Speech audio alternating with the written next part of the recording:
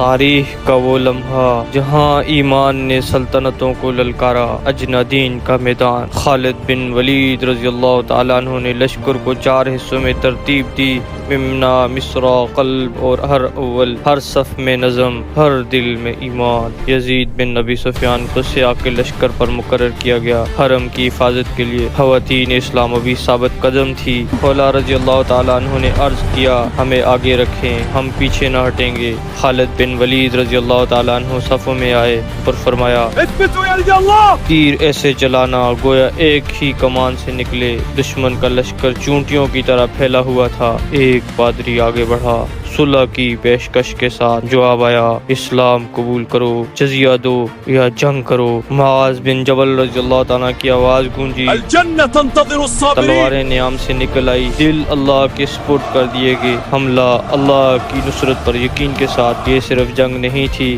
یہ ایمان کا امتحان تھا۔ اور ایسے سنہری لمحات کو زندگی میں رکھنے کے لیے ابھی سبسکرائب کریں۔